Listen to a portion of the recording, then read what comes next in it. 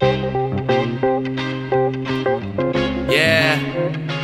Enigma in the house. My man J-Span, Titan Studios. It's called From the Heart. Keeping it real is what all this song's about. Never selling your soul. Always staying true to yourself. Alright, yeah. Check it out. Money, cars, but we'll never get you far unless you gonna spit it from the heart. Yeah, money, cars, but we'll never get you far unless you gonna spit it from the start. Man, money, cars, but we'll never get you far unless you gonna spit it from the heart. Yeah, money, cars, but we'll never get you far unless you gonna spit it from the start.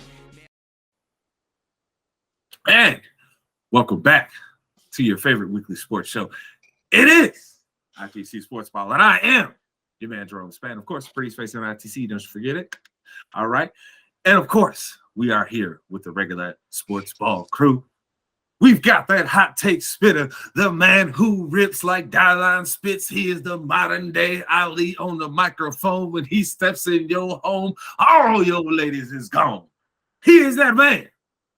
One thing he forgot to say is that I'm smart enough to not end up in clown face on the show. But you know, it's your boy Mace. I'm ready to go. And of course, we've got ITC's resident troll. He is that man that comes through. He sees a fire. He's like, put it out. I got this gasoline and gunpowder, baby. What's happening? He is that man. Darrell. I'm in the clown face. Boo hoo. Jones won. I'm fine with it. That makes two people on this podcast right now that had clown face. Mace is next, and that's going to be worse. I'm too smooth for that, bro. No, you're not. I know when. Hey, what is it? You gotta know when to hold them, know when to hold them, know when to walk away. You never count your money while sitting at the table. You ain't gonna catch me slipping, bro. You ain't gonna catch me slipping. You're not gonna do it. You know what? No, Darrell, we're gonna have to start figuring out how to get Mace, because that is a good point there, Darrell. He is the only one now that hasn't hit the clown you face. Ain't so gonna do it. You got. Oh, we got him easy. You got him easy. Just a cowboy loss that he's feeling confident on. Hold on, bro. Don't. That's easy. You ain't gonna sucker me into nothing, bro.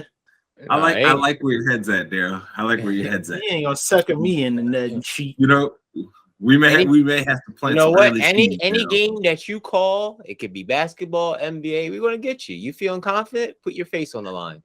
That's how it's gonna be. I don't even see, bro. I operate blemish free. Okay, my face is smooth. It's smooth for that. So that's perfect for face paint. Nah, bro. It come right off. Just so I can end up with blemishes on my immaculate face. No. You better use some face wash and wash your face. What you talking about? There was some blemishes. Man, you ain't 16 no more, Mace. You ain't got to worry about your pores getting clogged like that. Use some face wash and keep it moving. That's why I'm blemish free right now. Don't worry. Half of your face is like a beard, so all you have to do is top face. You could be the ultimate warrior with your face paint.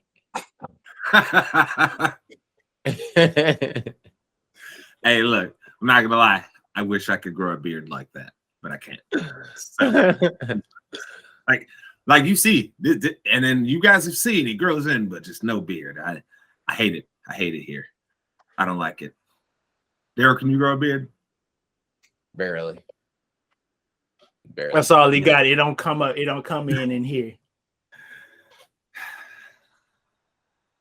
I think Mace has got stitched hair on his beard. That's not a real beard. He put that on. He glued that on his face there. It's a weave. It's a weave. I've been thinking about bringing. I might bring the Hulkamania out for WrestleMania. You never know. Oh my goodness! Hey, Darrell, I don't think. Did you ever see him when he's never seen it. I'll show you at some point. Just let me keep things moving. So we have to keep things moving. Of course, and get to the things that have happened since we have been off. We are sorry. We know we haven't been weekly like we were supposed to, but we're getting back on our schedule now. I think life has just been busy. A lot of things have happened. But Mace, the combine has happened. And now, as of last night, moves have started to happen in the NFL. So I have to start with you here. Out of the combine, before we start getting to those moves, because you know I'm gonna lose my mind, because I know everybody out there that's listening is like, hey, he about to lose his mind. But hold on, just bear with me a second. I don't want to get us all lost, because I will lose my mind. I promise you. Mace, how do you feel about anybody's stock that went up during the combine, and how you feel things are going to start shaking out now that you have seen this first move made? Honestly, the two biggest risers for me, I mean, they're obvious. They're probably the same for everybody. Anthony Richardson and Nolan Smith. Anthony Richardson just blew the workouts away. He's a large human being. He can run fast. He can throw the ball hard and far.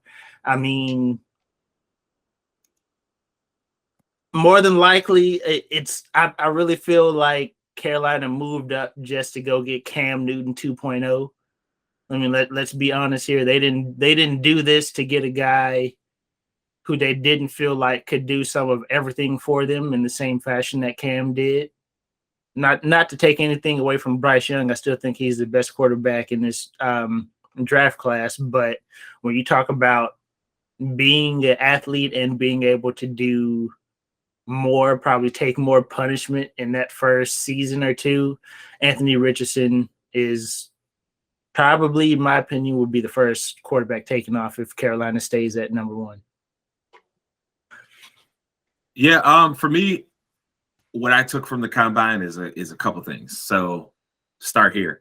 At the wide receiver position, doesn't really look like there's anybody that's like gangbusters. It's looking like we got a couple of guys that may be good route runners, like what's his name out of Ohio State, man? So I always mess up his last name. I'm gonna mess it up. Jackson Smith. Well, I don't know what that other do. We don't Najibi or something. Najiba? Yeah, that's who I'm talking about. And I don't want to I don't want to mess up this man's last name. I be trying not to be disrespectful, dog.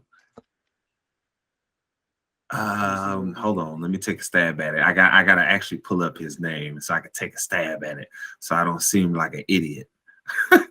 Jackson Smith Najibi.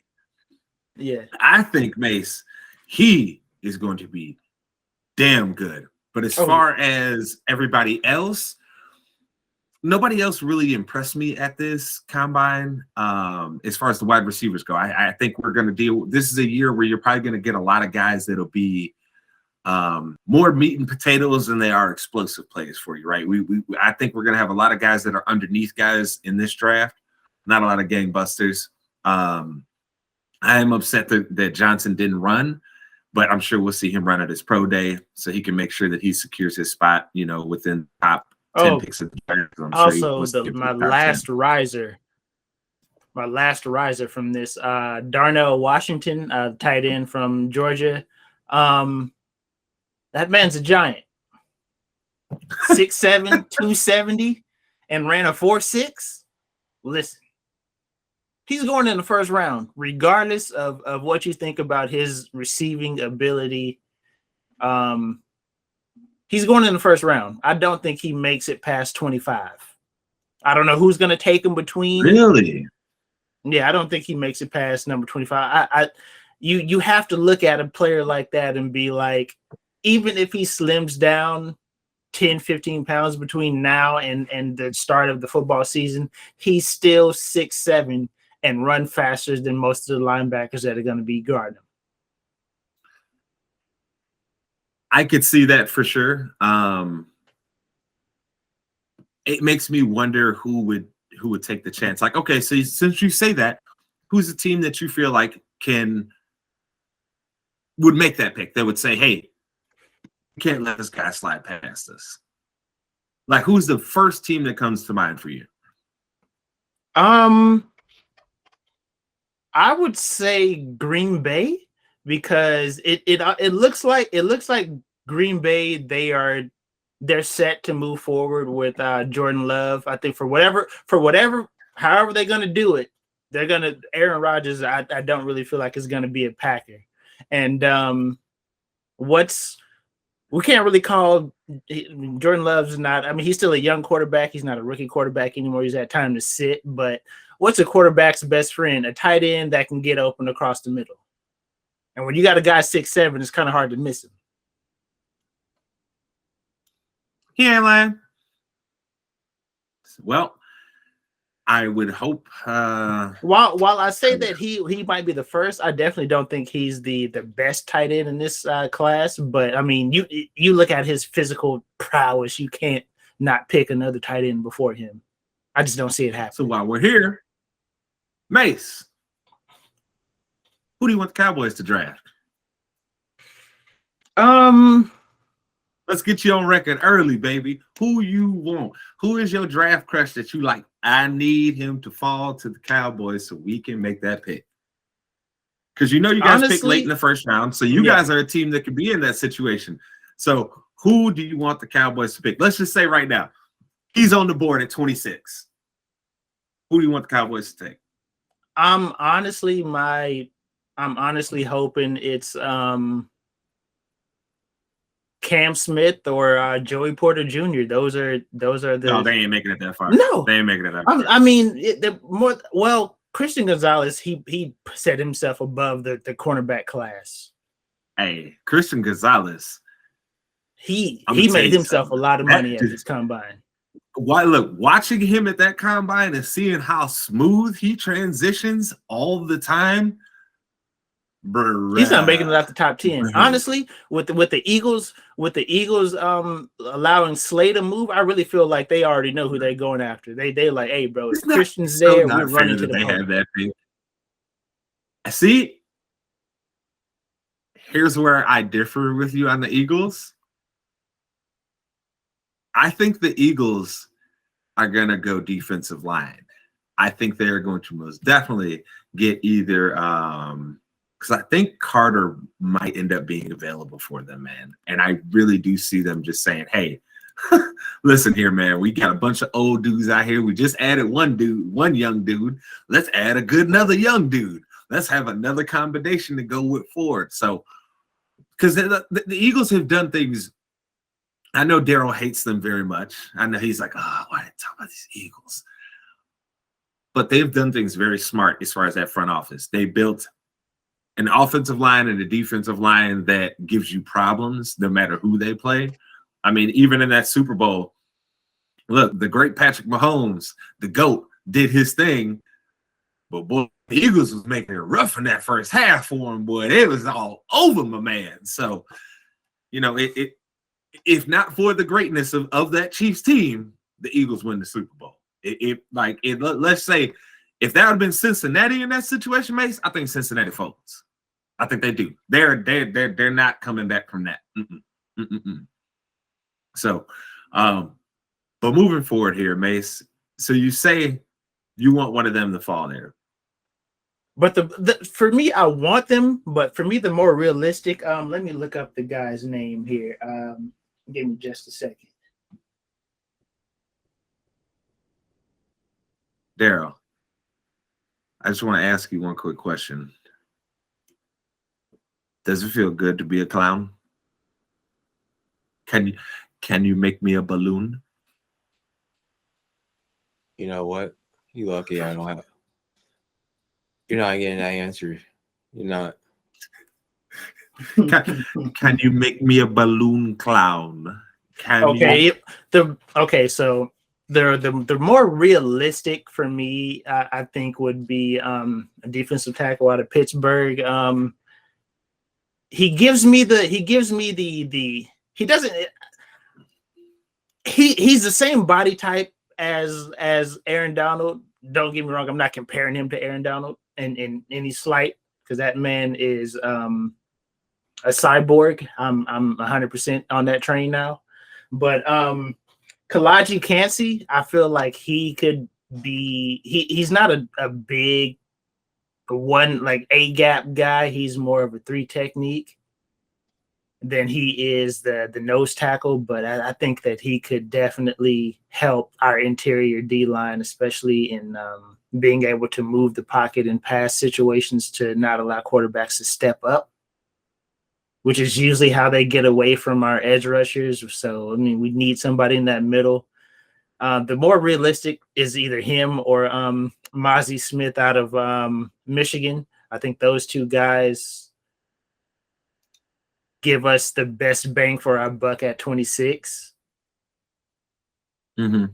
But I'm hoping for a corner still. I mean, you can't. I mean, Jerome Bland. Hey, bro, I'm sold on him. I think he's got a spot in our secondary. Jordan Lewis will be coming back from a lower leg injury. Don't really know how that's going to affect him next year, and he's coming into the last year of his contract. So why not get another young guy in there right now? If there's somebody available for us right there, why not go ahead and get the guy in? Because Bland has proven he can play slot or on the outside, so he's really flexible about where he can go. So, Well, okay, fair enough. Now, Mace, I'm gonna let you answer this, and then I'm about to lose my mind. How do you feel about the job that Ryan Poles did with the trade of the number 1 pick? How do you feel about what the Bears received back? Listen, man. And for those who don't know, that are just listening now and just hearing about what the Bears got back 2 first-round draft picks, 2 second-round draft picks, and DJ Moore. You have to give him an A+. A++. For a team that has a lot of needs, and to now be able to solely focus on one side of the ball. Because I mean, I feel like they're going to address offensive line and free agency. There's been a few guys that have already been released that I think they have to give a chance. Like I said, there's a Taylor Lewan out there. There's a few other guys out there that you can just be like, hey, bro, give me a season, give me 2 seasons. We got you. We got the cash. Don't worry about it. Just, hey, do what you got to do to get your body right. We want you on the team. So that allows them to take a defense with not many bright spots and be like, hey, bro, this is probably a 2-year project. So we're gonna get y'all boys in here now. You're gonna get some reinforcements next year. We gonna roll with you, because the other side of the ball, they set. I mean, basically what with the addition of DJ Moore, you're sewing up your number 1 receiver spot, which now is going to allow. I mean, you put a true X receiver out there. You have somebody that you have to. Oh God, he put on the jersey. You give yourself a true X receiver in DJ Moore, so now you know where defenses are going to be sliding their secondary to. I think it's going to benefit Claypool a lot more so, to the point to where we might not see Claypool as a Bear the following season, simply because his market may go up with the addition of DJ Moore and him having one-on-one opportunities. We still about to have money. We good. Hey, you still might have money, but you're not going to fix the entire defense in one offseason. So, hey, that's why you got more draft picks next year. hey, Mason, guess what? He did exactly what I wanted him to do, Mace, which is keep us in the Marvin Harrison Jr. sweepstakes, baby. So, which is another reason why Claypool may not be on the team the following season. Yes. So, Panthers, I'll be rooting for you to lose every game next season. I'm just letting y'all know now, when we do our pick 'em, I'm going to give you reasons why they might win, and I'm going to still pick them to lose, because I want them to lose every game next season. So that's going to probably put me in a hole. But Ryan Poles, finally, a GM who is effing confident and competent in what he is doing. Look, man, when I saw this trade yesterday, I had to actually, because one of my homies sent it, and I was like, hold on, dog, I got to see, is this for real?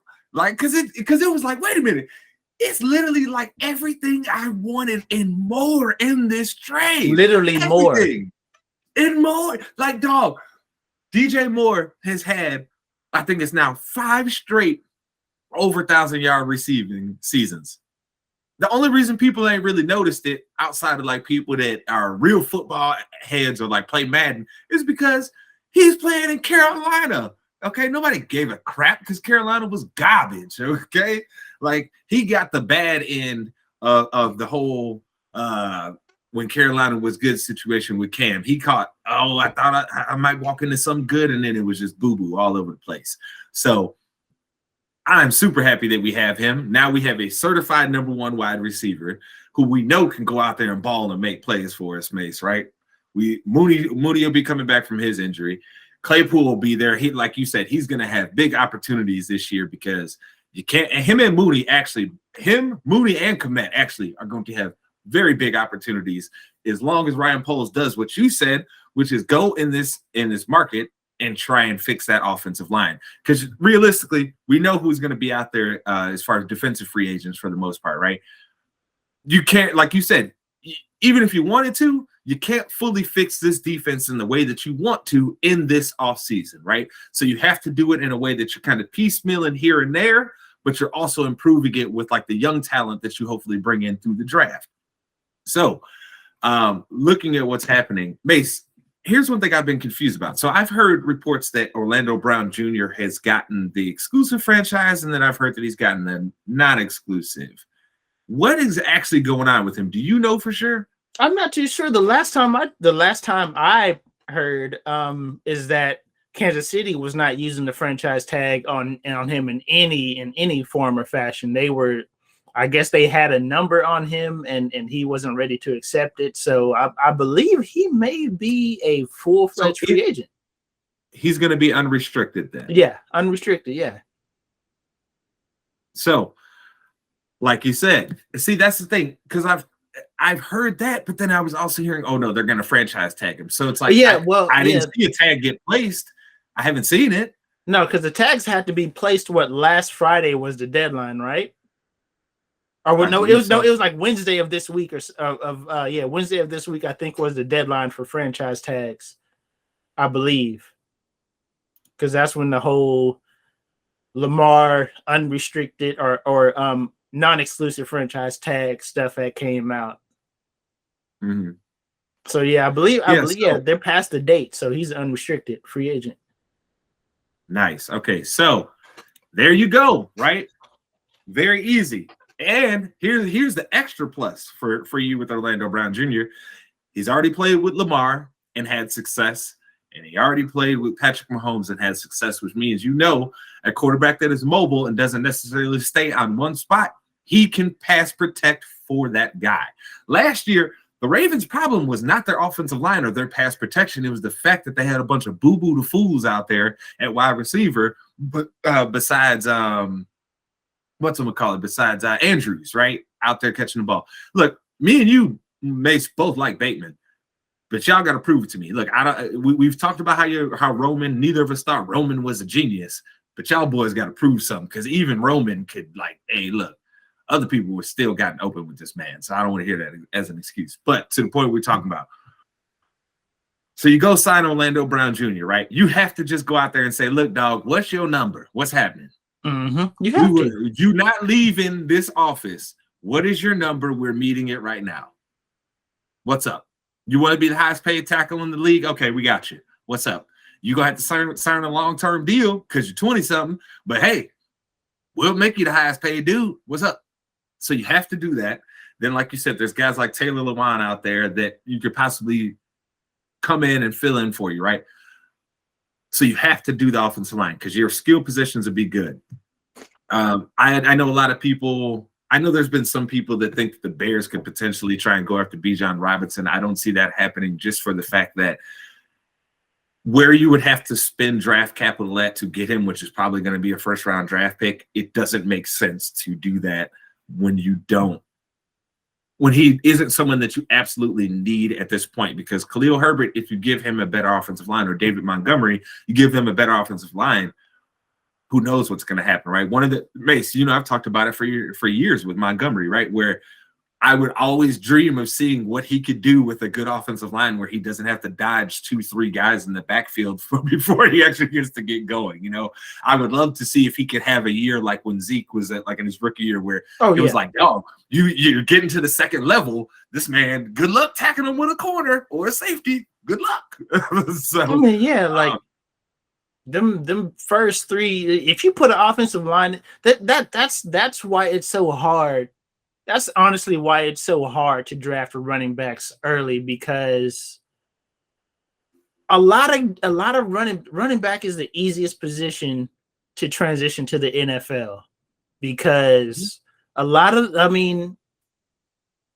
if you have an offensive line that can get a guy 5 yards down the field before he gets touched, there aren't too many running backs that won't be successful. Exactly. So I don't see that pick going there.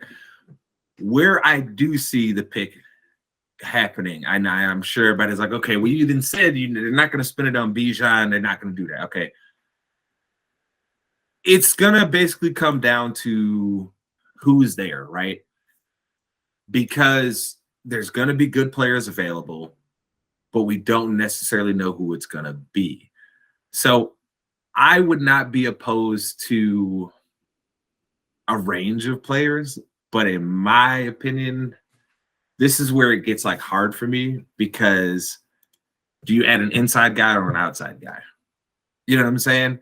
And I think what helps you determine that is based off of what you can do in free agency, right? Because you know you're going to have shots again next year. You already, as it stands right now, you have 2 first-round draft picks for next year. You have them because you have yours and you've got the Panthers. So that's a guaranteed 100% you got those. You can address getting more young guys next year based off of where you had to necessarily go a veteran presence in this season. So I'm curious to see what happens. Ideally, personally, in my mind, well, go ahead. I would just say for me, see, this is it's so hard, man. It's so hard. I'm going to say, if he's there, but see, here's the thing. I don't know if he's going to be there at this point because of what we were discussing earlier and the fact that he absolutely owned it at the combine. But for me, I think this, okay. So if you don't have one of the elite edge guys there left in your mind, I think you have to go corner. And if you go corner, I think you got to go Christian Gonzalez. I think you have to. You like watching him, like I said, watching him at the combine, I'm usually pretty good with picking out some good corners. Look, I'll tell you my weaknesses, 100%. I can do corners, quarterbacks, wide receivers, and tight ends pretty good, and I'm decent at offensive line. But if you ask me to pick an edge guy, I'm not always the best. I don't know what it is, but I've missed on quite a few edge guys that I thought were going to be good. And when I've watched them play in the NFL, I'm like, whew, we dodged a bullet. Yeah. So for me, I don't think Christian Gonzalez makes it to y'all at 9. I think he either goes 3 to Arizona or 6 to Seattle.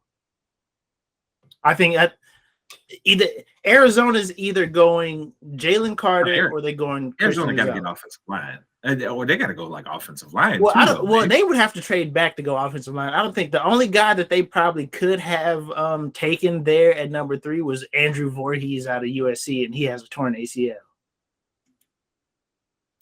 I don't think there's any of the offensive line are like worthy of top 10 picks. So yeah, I mean at that point you're reaching, and that's if you're picking at like 8, 9, or 10. You know what I'm saying? Like there's no like okay, this guy plug and play at offensive tackle and we're good to go there. So I think they need to go who then? Who do you think the Cardinals are going to end up going? If Jalen Carter's there, like I said, I mean his legal issues, whatever, they're misdemeanors. Throw those out the window. Jalen Carter's at 3, take him. No questions asked, take him. Seattle for me is the next team that doesn't need a quarterback, and at that point it's either Christian Gonzalez or Nolan Smith. We know that front seven doesn't get a lot of pressure on anybody, but you can't pass up on Christian Gonzalez, though. Bruh. But that's what I'm saying. Like, you seen how he moves, man. It's like you know this. You played in the secondary. You saw how that dude moves. You know what dudes like that can do in the league. When it's like, oh wait, I can move like that. That means I can cover all this ground. That means you're probably not going to get that open on me. Oh yes. And then what would be great for us, right, is right away he gets to work against the number one wide receiver in camp.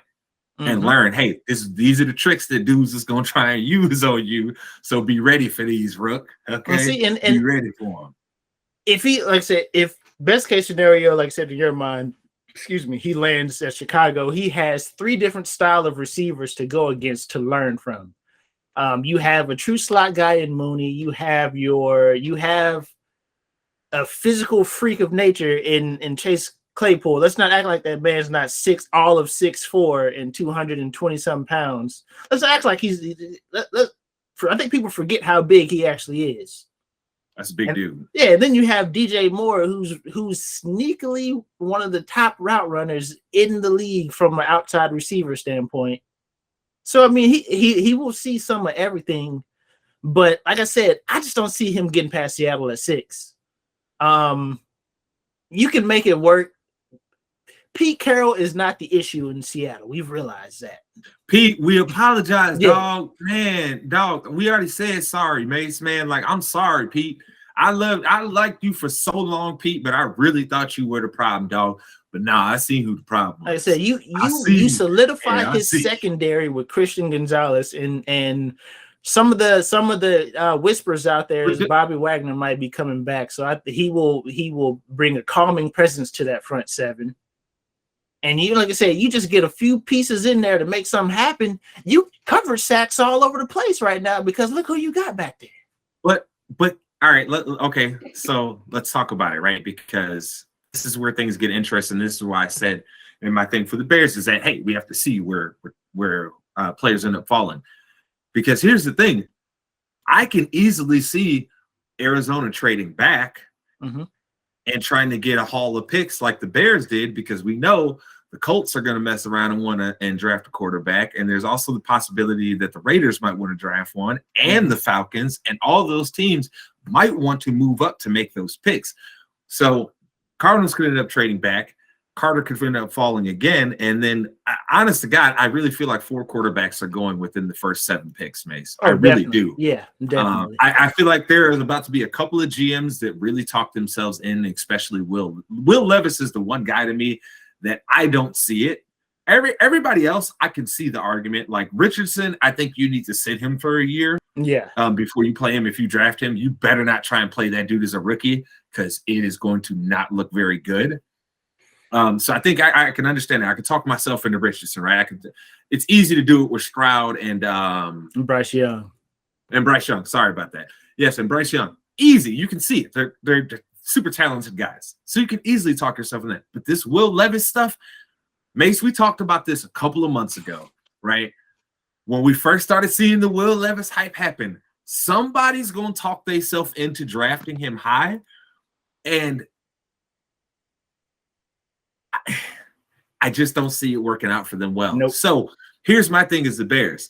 You could end up in a situation to where you could potentially trade up like 1 or 2 picks and be trading to get Will Anderson or Carter because of what ends up shaking out at the top of the draft. You see what I'm saying? So for me, look, I just think you have to get one of these defensive certified dogs. You got to get somebody to come in and you can say, we know this guy's going to produce for us from day one.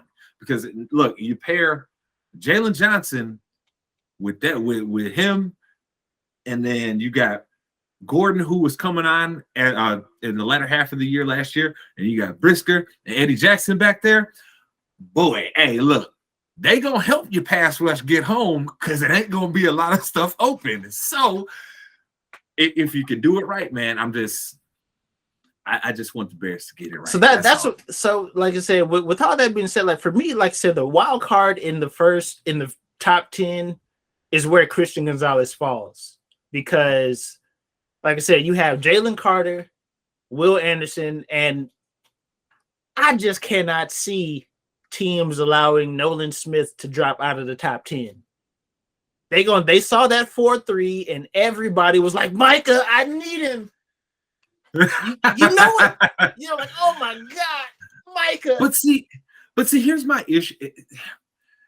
Because I know my GM could potentially be one of those guys that's looking at him, right? Because he's made it clear we have to get faster out here. And his move, it's getting DJ Moore. It's made that very, very clear, right?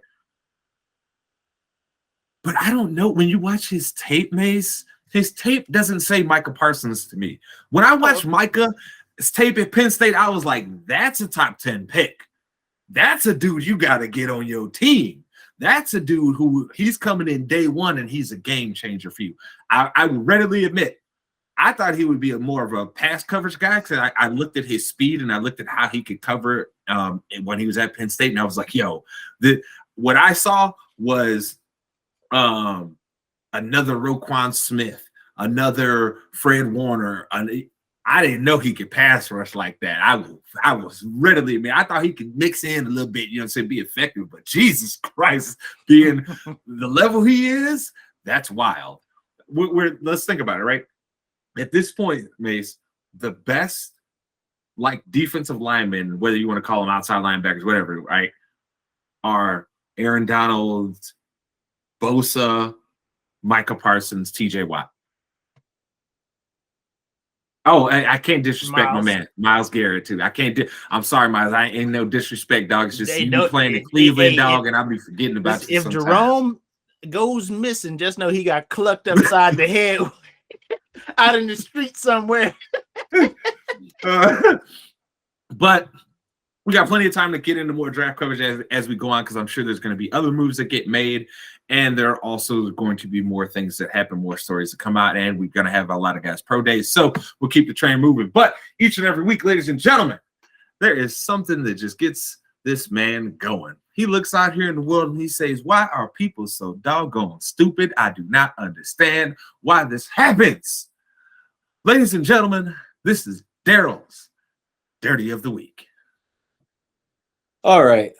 Last time we were here, we talking about these horrible drivers and can't file directions. Man blew up the whole show with that. This time we're going to take a path into the life of Megan Hall. If you don't know, this is the Tennessee cop that got fired for having sexual relations with her coworkers, getting them fired.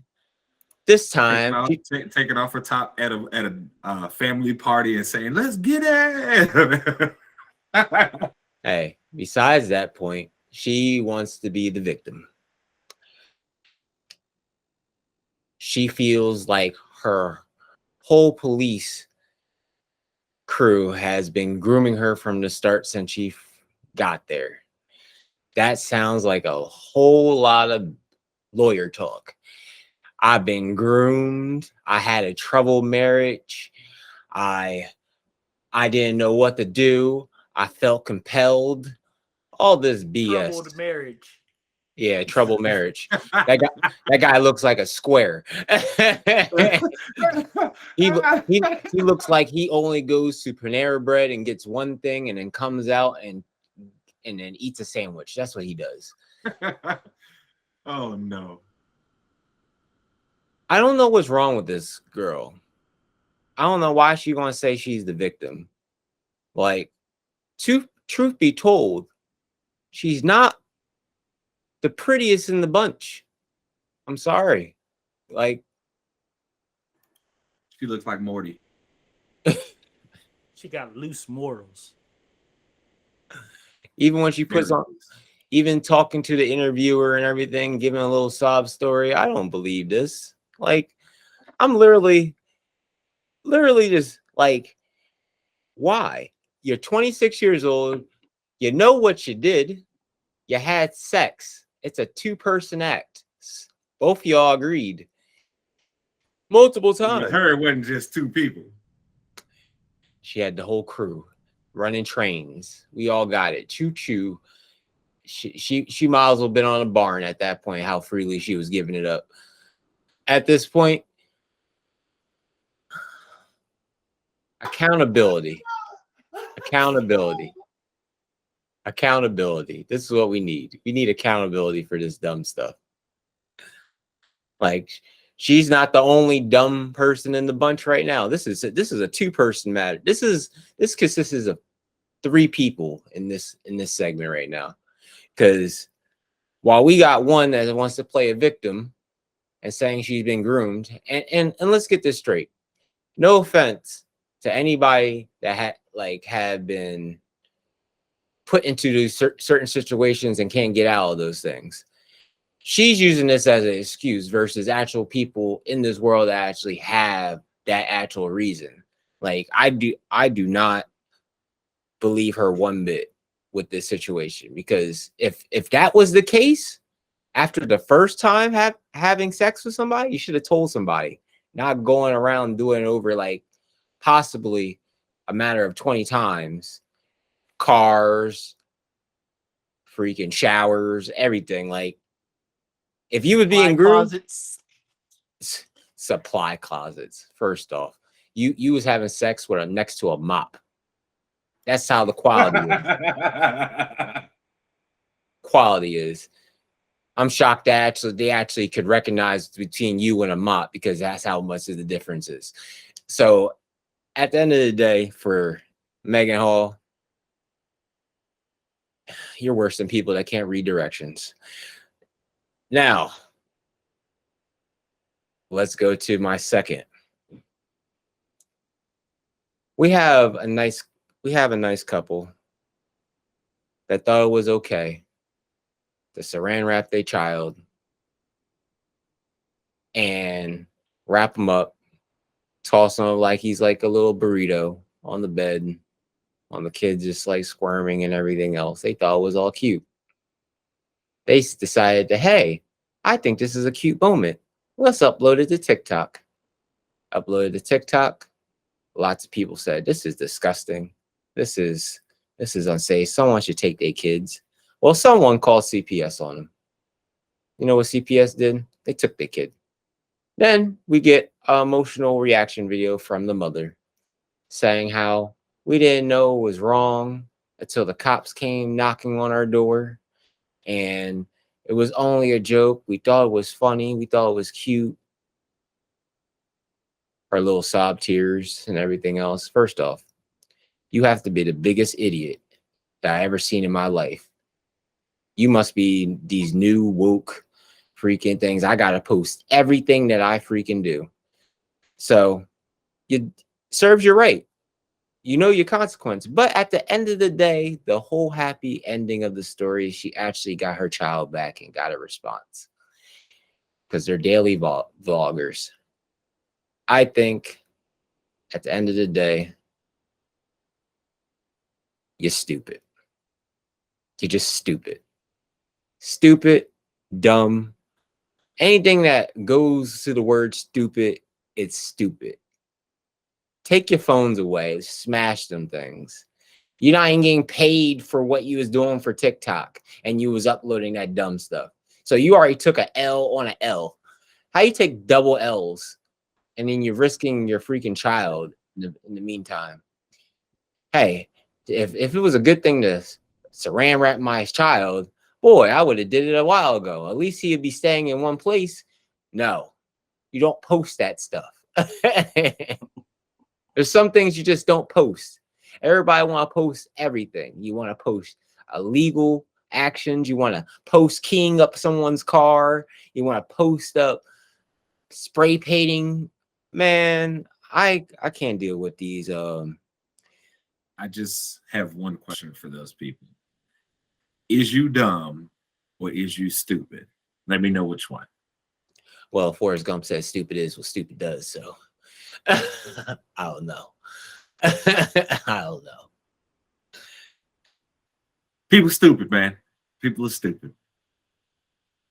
Every week, ladies and gentlemen, Darrell comes and tells you about the absolute stupidity in what people do and the things that they say. Ladies and gentlemen, that was Darrell's Dirty of the Week. Now, moving forward here, Mace is like, he got blown away as soon as he brought up the second topic, Mace was like, "Oh Lord, where's this going?" I could just see it on his face. Oh Lord. That man said saran wrap, and I was in shambles. That's what it was. It's like literally I saran was wrap. in shambles. My man said saran wrap. I didn't know how to act. And it's like for example, like, hey, I'm pissed off with you. Let me just saran wrap you and just throw you and toss you around thinking it's okay. That's cool. And this is not like an older child. This is like, looks like the child is like 2 or 1. It's horrible. Yeah. Well, you know what else is horrible, Darrell? The fact that they out here giving your boy Logan Paul another match at WrestleMania. So let's get into our WrestleMania talk here, Darrell. A lot of the matches are already put out there pretty much. Everything's kind of written in stone at this point. So we might as well start with your boy, Logan Paul. How do you feel about him getting another WrestleMania match and facing off against Seth freaking Rollins? I told you I have one favorite wrestler at the moment. He's not in the WWE. Yo, stop that. And we're not doing that. I believe in Joe Hendry. So I already said this already. So Logan Paul. Logan Paul. I'm over it. That's your boy, Darrell. I'm over it. Well, let's see this. Seth is gonna have 2 matches back to back. That is just pure. How would I say it?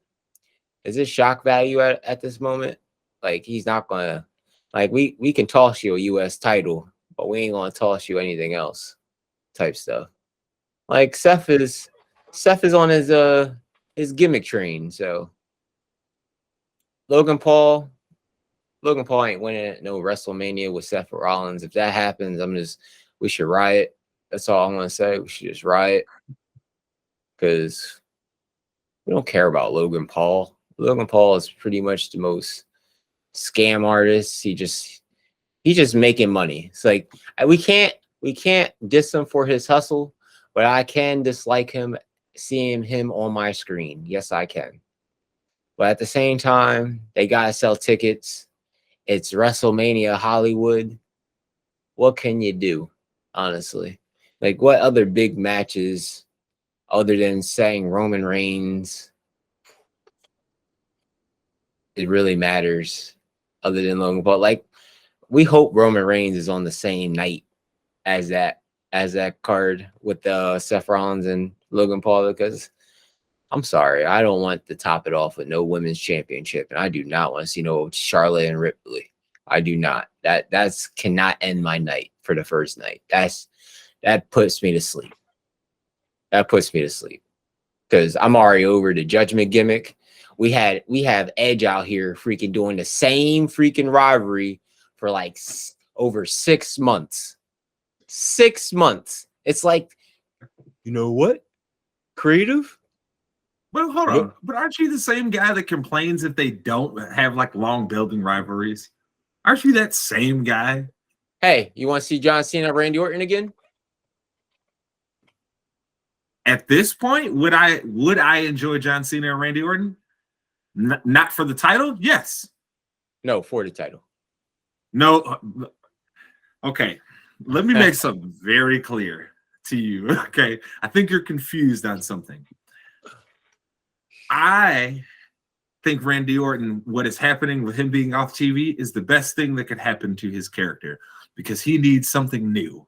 He has been the same character for like 15 years, bro. Okay? Yeah, I enjoyed that. I enjoyed the Legend Killer. Viper. Yeah. See, that's the problem. He had a bunch of people like you and Darrell telling him, "No, Randy, keep on." And I'm like, can you please do something fresh with your character?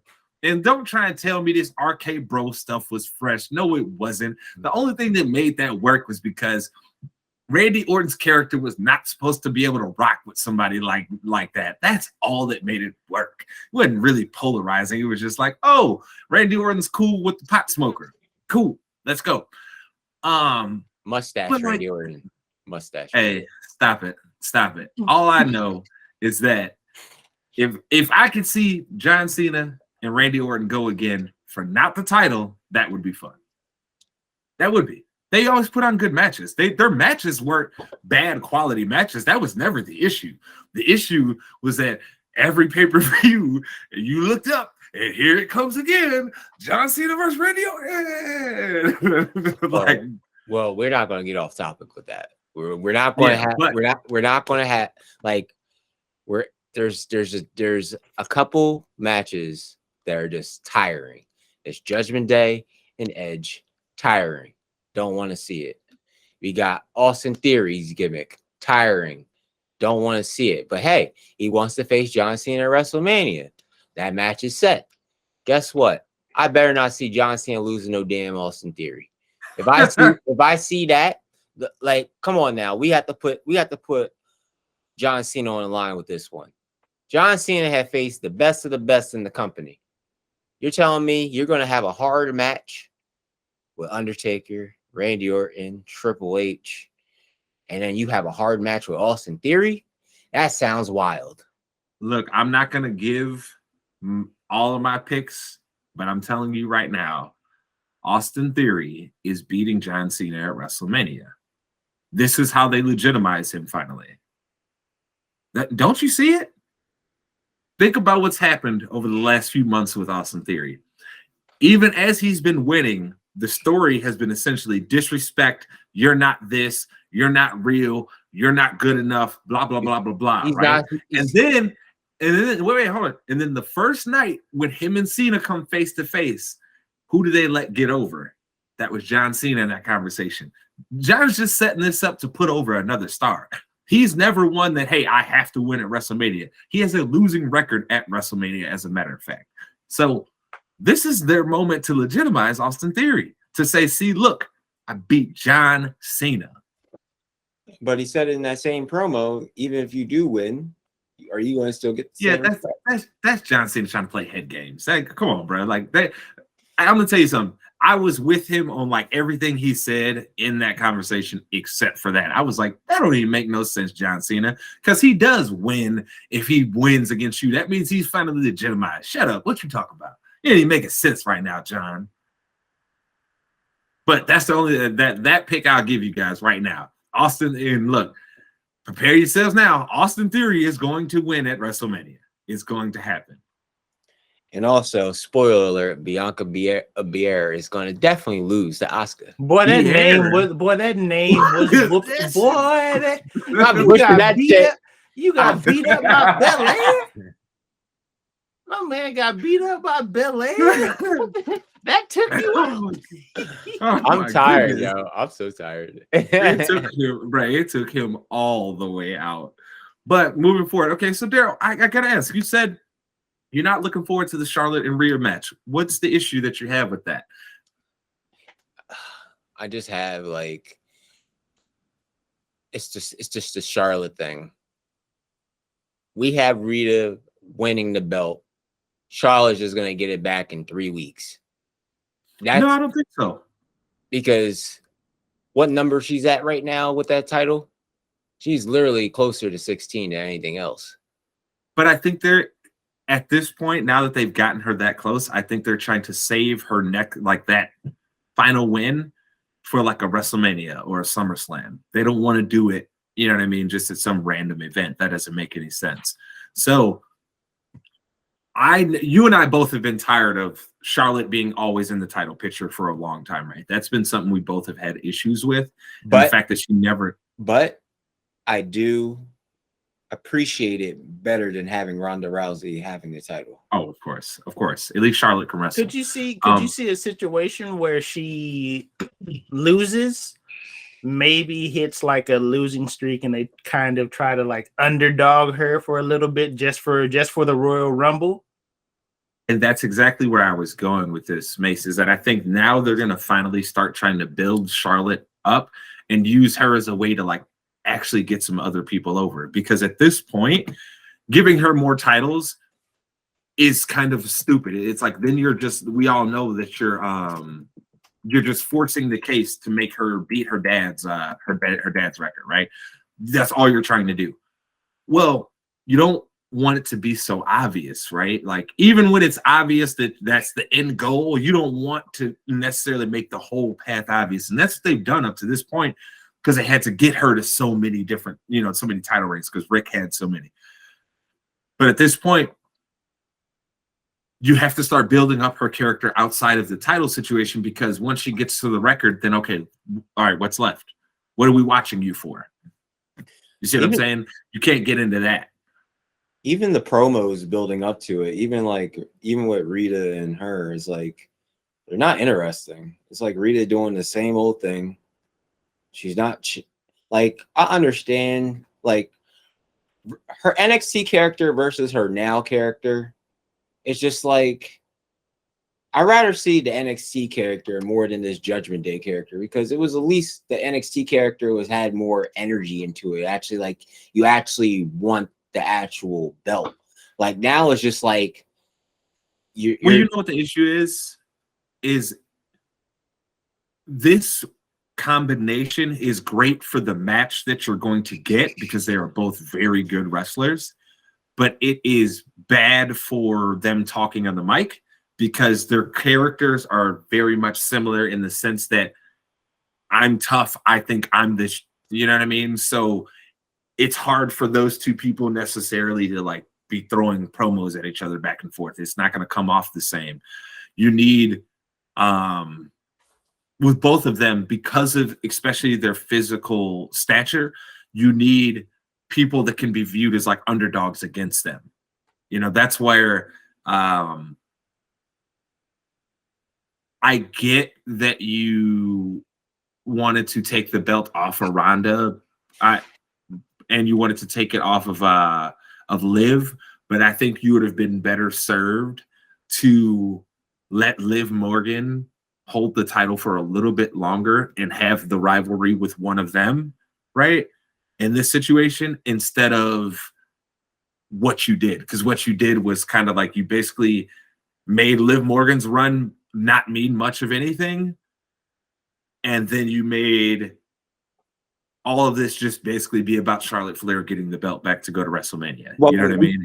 We can't also fault Charlotte for that title thing, because Ronda didn't want the belt anymore, and Ronda wants to be a tag team champion. And how WWE goes with Ronda is like, if Ronda wants this, this is what she's going to get. So at the same time, that's why we see like her teaming up with Shannon, with Baszler. And boy, these names are whooping you today. These are I just don't. I beat you up like I was doing with Canelo yesterday.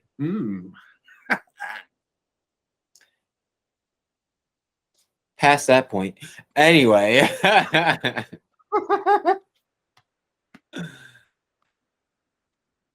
I just don't want two rejects from UFC to win titles. Like, I just don't, because at the end of the day, like, it's not like the tag team division actually has some type of clarity, because we're just giving the belts to anybody at this point. Like, now it's Becky Lynch and Lita. Like, come on now. Like, at this point, Lita's past her prime, and Becky Lynch is Becky Lynch at this point. And where are you going to drop the belts to? Them two, and then how they're going to have like a dominant run of the tag team. That belt barely gets defended. It's probably like once every 5 Raws. That's how that belt is at this point. And I understand why Naomi and Sasha Banks left, and how they were frustrated, how they have the division. I understand that now to a full. But at the same time, like, the women's division is really stale. You have a bunch of women at this point that you only have like at least 5 names, and you can only run with them every single week. Like, you're overbooking. Well, that's why you let Charlotte take a few L's, let her take a few L's. You know what I'm saying? And bam, Charlotte come back, Royal Rumble, hand out some L's herself, back in WrestleMania.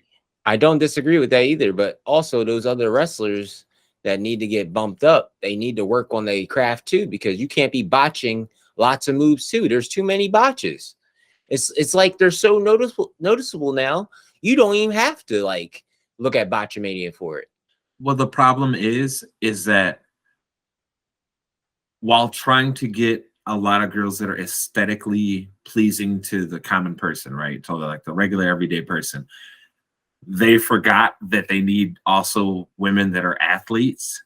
And part of what the issue has been, because I know what you're talking about, Darrell. Like there's a lot of times where I've been watching even some of the lower tiered women like that I like. I'm like, damn, bro, you botching another move. Like Liv Morgan. You know, I'm a Liv Morgan fan. Dog, if she botch another move, I'm going to lose my mind. Like I'm at this point, and Mace is right. And I think, and here's the thing though, Mace, I think it actually needs to go on longer. I think it needs to be like over a year thing where Charlotte is, you're not just making her lose to everyone, but like when it comes to big matches and big rivalries that are like, hey, you know, maybe this is going to get me the next title shot, or hey, I lucked in, I got this title shot and I'm losing it again. She needs to lose, because when you look at the totality of what's happened in the last like 5 years of what they've done in women's wrestling in WWE, it has been the story of Charlotte Flair. Becky Lynch forced her way in and got her fame, right? And got a gimmick that was super over with people. But if you look at the totality of it, it's the story of Charlotte Flair, and that's where they've went wrong. I get you wanted to build her up, but see, you should have done it in a way like you built up Roman. Because Darrell, I know you'll testify to this too. Dude, they were making it seem like Roman was not going to be the champ for a good while. This man was losing championship match after championship match, dog. Seth Rollins, like when you finally thought he was going to get over at WrestleMania, Seth Rollins comes and has the moment. Then you go another couple of years where it's like Roman not having dominant runs. He drops the belt. We got to thank COVID for that. We do. We have to thank COVID for the Roman Reigns blow up, because honestly, like he had a streak. He had like one of those things like, man, I ain't coming to WWE. You wanted to have these shots and everything else. Not everybody's vaccine and everything. And he comes back, different style, different anger, comes into a triple threat match with Braun Strowman and The Fiend, goes in, wins the belt, walks out. They finally let him be a heel. Yeah. A real heel. They finally actually let it happen. Yeah, like not like, oh, I'm waffling to be a heel. It was like, no. I am a heel. I'm winning by any means necessary, and I'm embarrassing my opponents. What's happening? Mm-hmm. And I must say, them getting Paul Heyman with him, one of the best decisions ever. Yep. So Mace, in your opinion, how do you feel about Sami Zayn right now?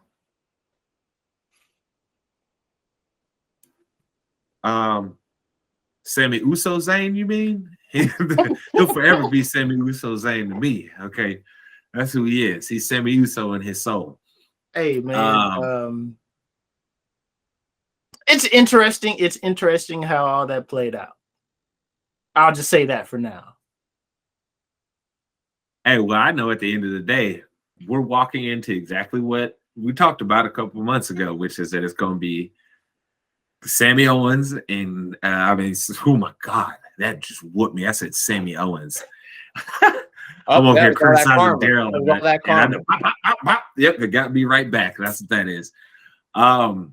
But Sami Zayn and Kevin Owens, I think, are most definitely taking on the Usos, and they're going to probably win that match, because I think WWE is trying to do hey, this is a huge lost night for the bloodline. This is how things splinter a little bit, because I think what they actually want to do is make it where it's basically Paul, Roman, and Solo. And I think they want to cause a divide between the Usos and Roman again, right? Because the Usos,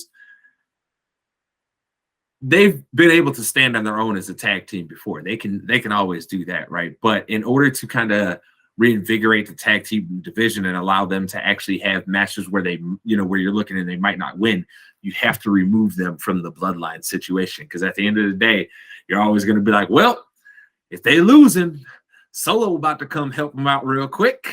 So do you see a situation where if that relationship does get splintered and they break away from the bloodline, do you see WWE trying to build one of them up to eventually face Roman?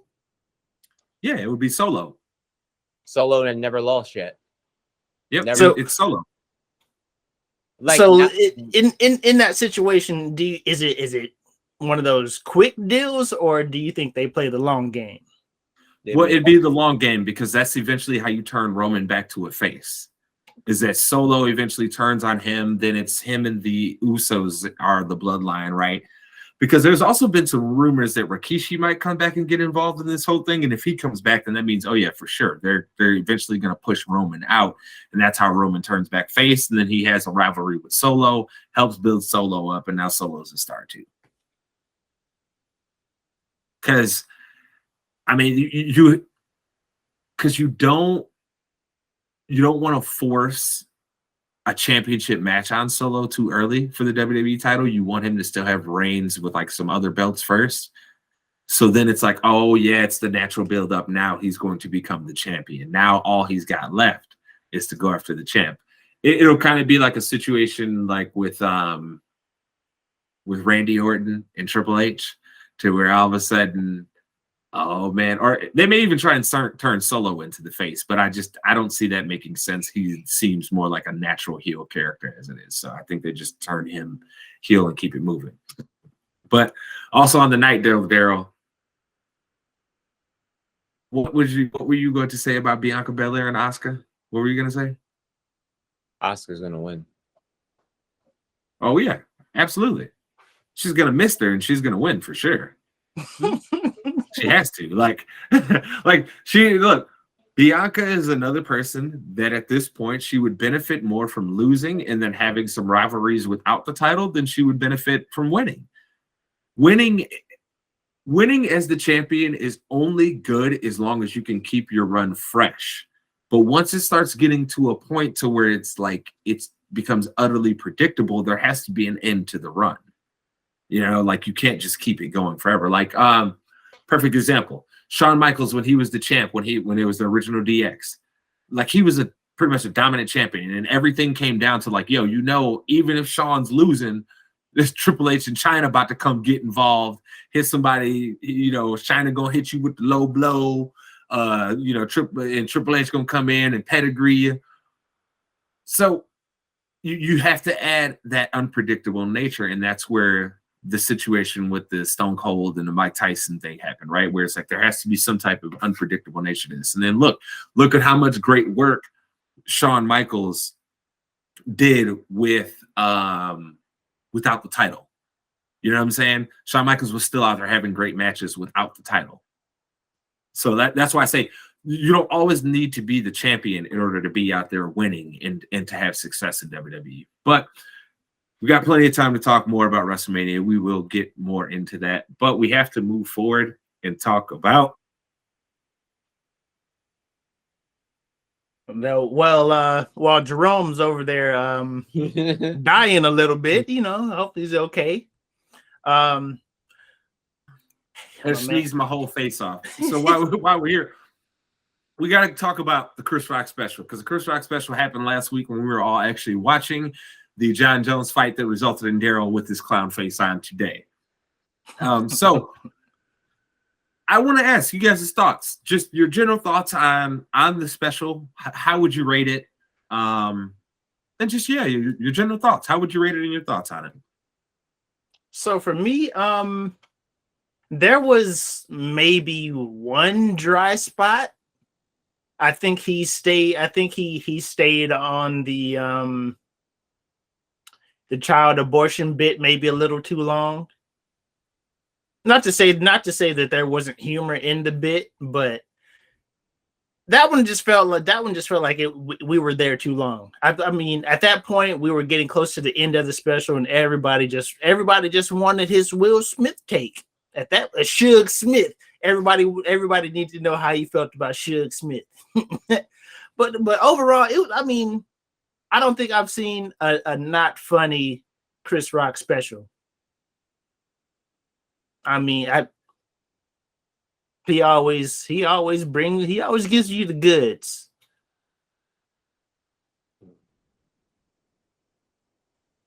Yeah, I would simply say, for me, if I was rating it against all his other specials that he's had, probably be like 4 on the list. Because like, look, first off, here I think it's Bring the Pain. For me, Kill the Messenger is just Kill the Messenger and Bigger and Blacker are like, those are comedy classics, right? So it's hard for me to say something better than that. I'm not going to say the special was bad, even though I say it would be like number 4 on the list, right? That doesn't necessarily mean I'm saying it's bad. Like Macy, I felt there was like a dry spot. I 100% agree with you. I felt like that abortion thing was him really just trying to throw some edge, and it didn't necessarily work the best, right? Now you brought up the thing here, obviously the elephant in the room. Suge, when he talked about Will Smith and everything that happened with Suge Smith over there, right? A lot of people are giving him very, very serious criticism because of, they said he critiqued Jada unnecessarily. I have an issue with people saying that because for me, these were a lot of the same people that were saying that was clearly, something was going on there. And I get that you don't like what he said. And I know a lot of y'all are like, oh man, here come another black dude. He don't want to protect black women. BS. My mom's a black woman. My aunt's a black woman. Like all of my cousins are black women. My daughter's a black woman. So I'm all for protecting black women. But that doesn't mean we have to be stupid about how we go about things. And acting as if there was some great personal attack on somebody who consistently puts all of their business out in the streets is absolutely an utterly stupid exercise in my mind. Why are we defending somebody who puts their business in the streets? Who literally tells you all the messy details? You're mad because he has an opinion about that? All y'all had an opinion about it. Yeah, all those fight back Will memes, I heard a whole bunch of black women talking about her. Like, how you gonna do a good man like Will like that? All y'all was critiquing her, calling her all types of stuff. But he get up there and do it, and he's attacking black women. Stop.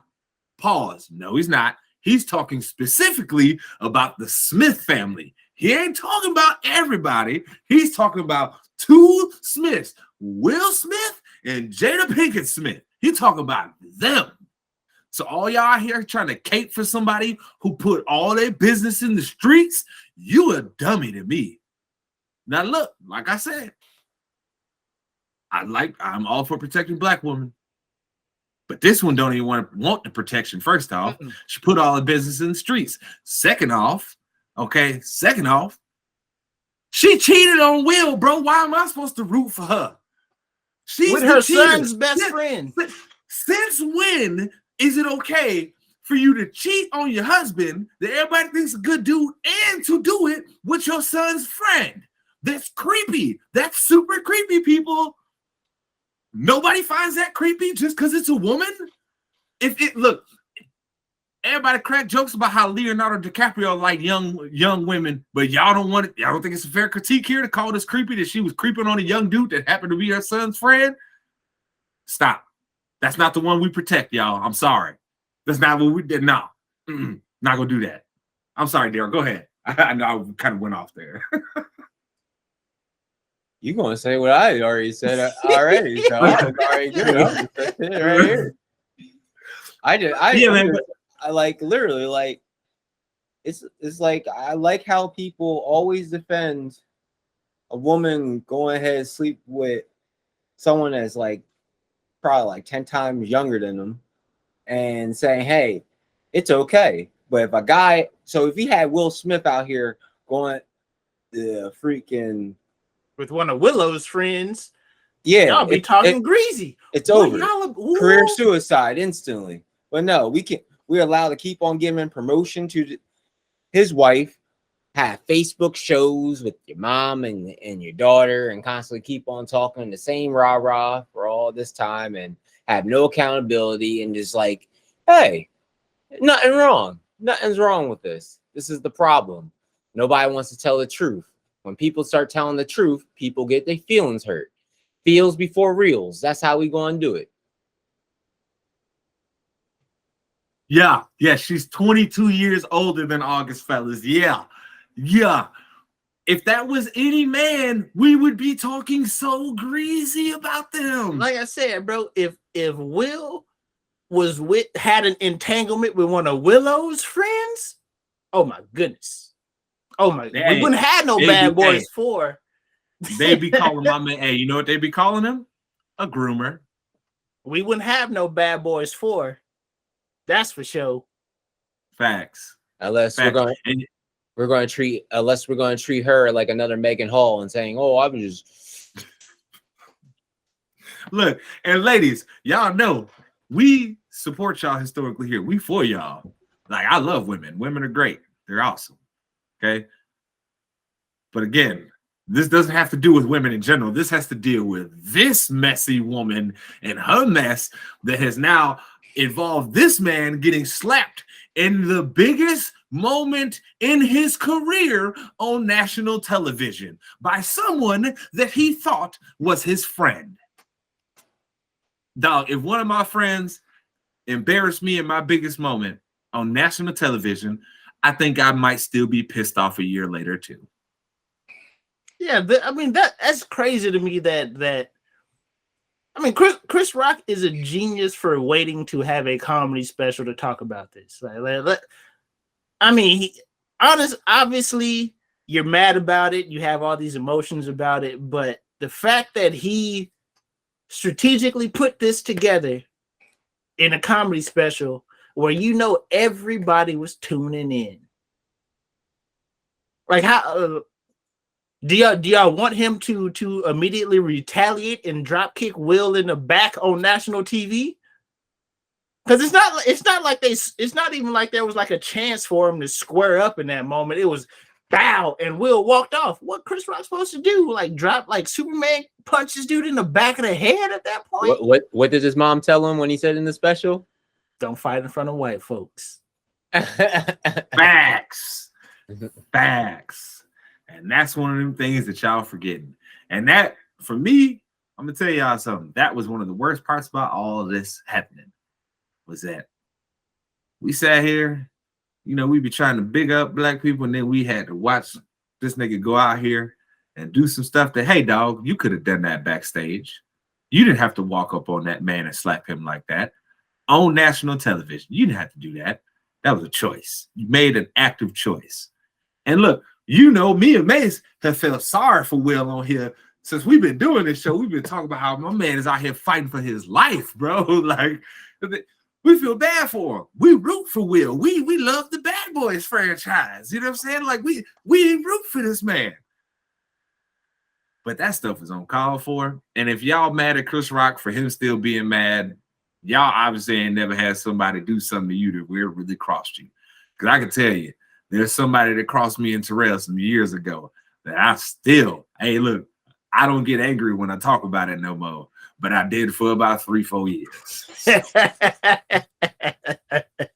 Some stuff you just can't let go, man. Like, people don't, like, I really don't think a lot of people have not been in situations to either be embarrassed or felt embarrassment to that level to sit here and think that how can Chris Rock still be mad about this a year later? Some of y'all just ain't been through nothing to understand. That was national TV. You know how many people watch the Oscars? You know how many people outside of the US watch the Oscars?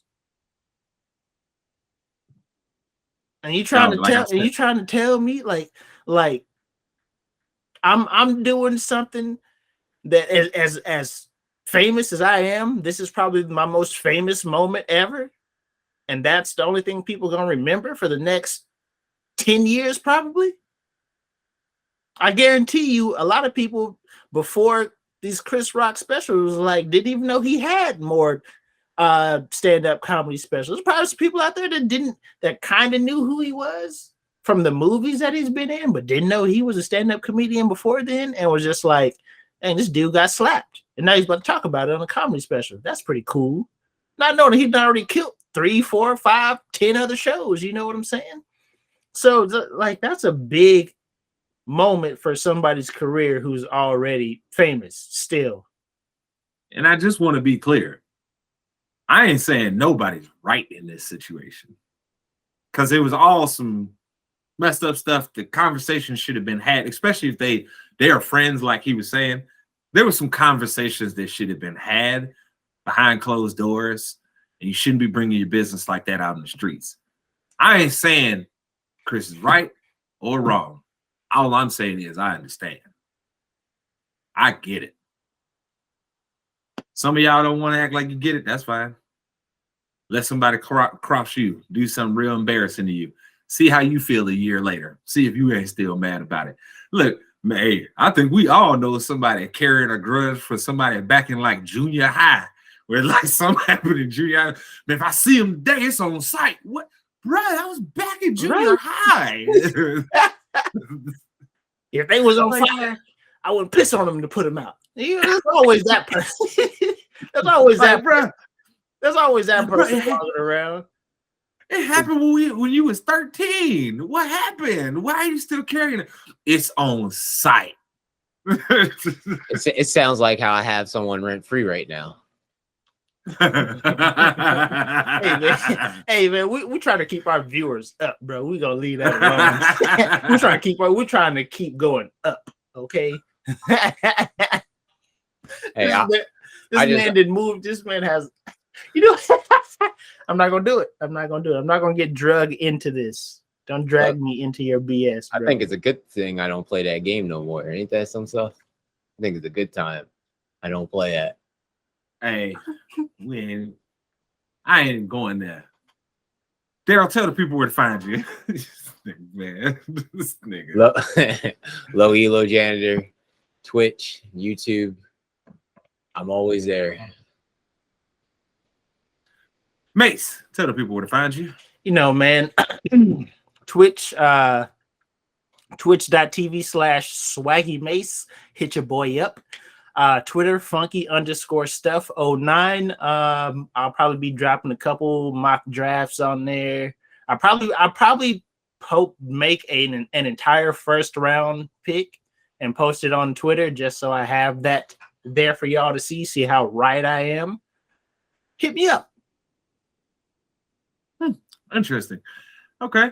And at JSpenderman everywhere, you'll either see my pretty face or you will see the ITC logo. Just remember to hit follow. That's right. Also, make sure you like, subscribe, hit the notification bell so every time we drop new content that you make sure you get notified.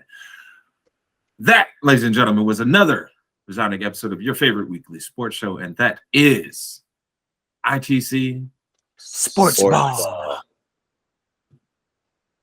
Felt good to see him like a clown today.